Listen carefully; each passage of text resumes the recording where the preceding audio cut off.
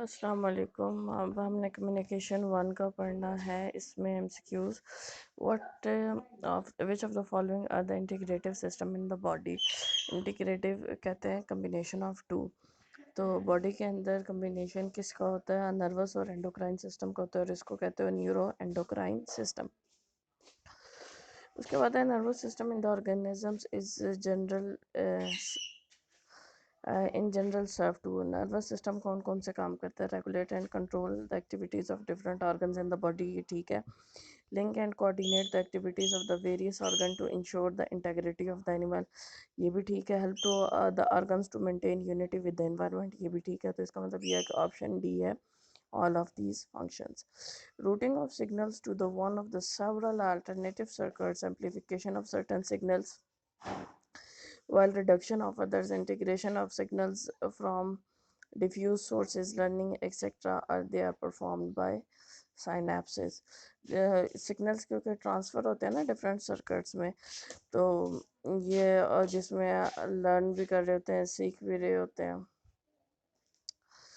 तो कहीं पे जो है सिग्नल एम्पलीफाई हो जाता है, कहीं पे रिड्यूस हो जाता है।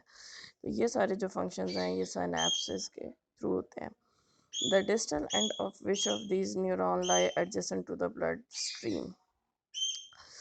Efferent neuron, interneuron, neurosecretory neurons.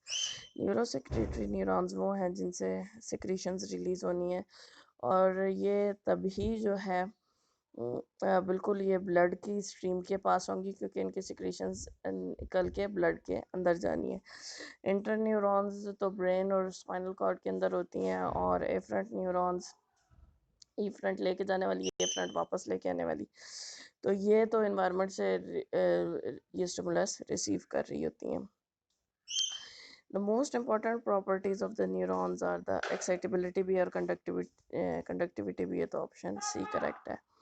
Functional junction between the dendritic region of one neuron or nerve axon ending of the other neuron is the termed as synapse. Dendrite एक neuron के डेंड्राइट्स के reason में और दूसरे nerve के start होने के दरमियान जो खाली गैप होता है उसको कहते हो synapse. Functionally, neurons may be afferent that carry impulses from the periphery of the body to the central nervous system. afferent हो सकती हैं जो impulses को बॉडी पेरिफेरी से सेंट्रल नर्वस सिस्टम की तरफ लेके जाती हैं, और इफरेंट हो सकती हैं जो वापस लेके आती हैं मैसेज को। सॉरी, पीछे मैंने आपको एफरेंट जो है वो बता दिया कि वापस लेके आने वाली, ये वापस लेके आने वाली नहीं है, बल्कि ये लेके जाने वाली हैं, और जो इफरेंट होती हैं वो वापस लेके आने वाली हैं। तो option C is the correct.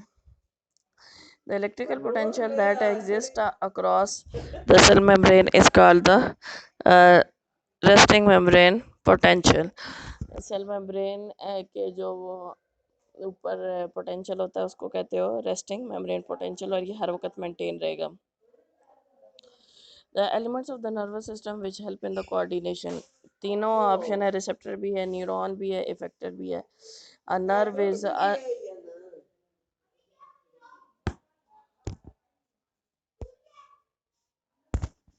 अम्मी, a nerve is a collection of neuron, concentration of dendrites and axons, bundle of axons or dendrites of neurons, bundle of axons and dendrites bounded by the connective tissue. The option is the correct option. Which is are the main types of the nervous system? इसमें nervous system की main types कौन सी हैं? Diffused और ganglionic nervous system है, diffused और central nervous system है। Main type में diffused और सेंट्रल नर्वस सिस्टम है। Which of these have excitability? Excitability किस किस में होगी? मसल फाइबर्स भी एक्साइटेबल होते हैं, और उसके बाद न्यूरॉन्स भी एक्साइट होती हैं। Which of these is a correct statement? इसमें अब कौन सी ऑप्शन आपने देखना है करेक्ट है। All of the neurons are excitable, ये ठीक है, तमाम न्यूरॉन्स एक्साइट होंगी। All the neurons can transmit message transmit करती हैं, transmission of nerve impulse is always unidirectional, ये ठीक है, तो ऑप्शन डी ठीक है। Under the condition of the distributed permeability of surface membrane of the axon of the nerve impulse will conduct abnormally.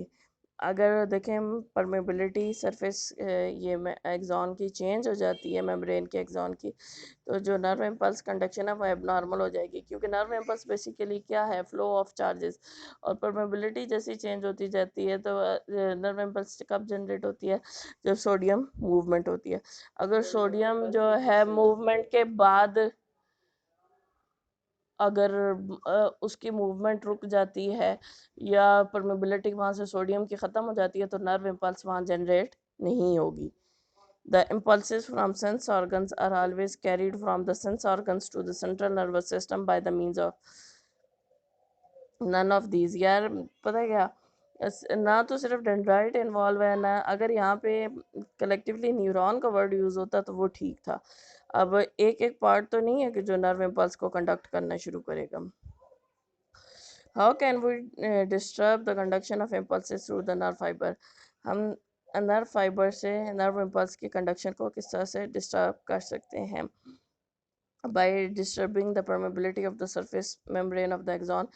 Axon की जो सरफेस मेम्ब्रेन है उसकी परमेबिलिटी या उसकी लीकेज को चेंज कर दो, चार्जेस की मूवमेंट रुक जाएगी, ऑटोमेटिकली ये नर्व इम्पल्स जनरेट नहीं होगी। By altering the osmotic OS है इक्विलिब्रियम, वाटर और आयन का बैलेंस आप चेंज कर दें। By disturbing the electrical equivalence, ये भी आप चेंज कर दें, तो ये इन सारी रीजंस की वजह से नर्व इम्पल्स कंडक्ट नहीं हो सकेगी। Impulses from central nervous system to effectors are always carried by none of these. Central nervous system से भी पूरी न्यूरॉन के जरिए मैसेज वापस आता है, न्यूरॉन के एक एक पार्ट को हम नहीं ले सकते। Synapse is the gap between adjacent nerve cells. Adjacent nerve cells के दरमियान जो गैप है उसे कहते हैं synapse. Dendrites of which type of neuron conduct impulses toward the cell body. Motor neuron जो है ये इनकी जो डेंड्राइट्स हैं वो सेल बॉडी की तरफ मैसेज कन्वे करती हैं। An impulse will travel through nerve fibre only if the membrane become more permeable to the ions of the sodium, क्योंकि सोडियम की वजह से ही मेम्ब्रेन पोटेंशियल चेंज होगा, नेगेटिविटी की तरफ से पॉजिटिविटी की तरफ जाएगा। Conduction of nerve impulse through ये क्या है, इलेक्ट्रोकेमिकल फिनोमेना है, क्योंकि एक तो इलेक्ट्रिकल ग्रेडियंट भी मेंटेन हुआ है, दूसरा केमिकल्स भी इसमें इन्वॉल्व हैं, न्यूरोट्रांसमीटर्स वगैरह। Nerve impulse is in fact a process which is associated with which of these phenomena, electrochemical phenomena. A nerve which conduct impulses from the tissue to the nerve is called afferent nerve. An impulse travels along the nerve fibre is self propagating कहते हैं जो खुद ब खुद फैलती है, of some electrochemical charges. अब electrochemical charges कौन से हैं आपके पास, ये है पोटाशियम, सोडियम और क्लोरीन की तो मूवमेंट नहीं होती, लेकिन कुछ सम टाइम होती भी है लेकिन ना होने के बराबर है, और जो उसके बाद लार्जर नेगेटिव प्रोटीन्स हैं। A synapse at which the local currents resulting from electrical activity flow between two neurons through the gap junctions joining them is called the electrical synapse। दो तरह के साइनैप्स होते हैं, केमिकल होते हैं और electrical होते हैं। जो इलेक्ट्रिकल एक्टिविटी के जरिए आपस में जुड़े हुए होंगे उन्हें कहेंगे electrical synapse. Conduction of nerve impulse depend upon, nerve impulse की कंडक्शन किस चीज़ पर डिपेंड करती है, परमेबिलिटी भी जितनी उस पर भी डिपेंड करेगी। परमेबिलिटी अगर ज़्यादा होती है तो अब नॉर्मल कंडक्शन शुरू हो जाएगी, और अगर परमेबिलिटी कम होगी तो कंडक्शन रुक जाएगी। ऑस्मोटिक बैलेंस पे भी है, electrical equivalence between the exoplasm और extra cellular fluid. So the option D is the correct option here. Afferent nerve fibers conduct impulses from receptors to the central nervous system.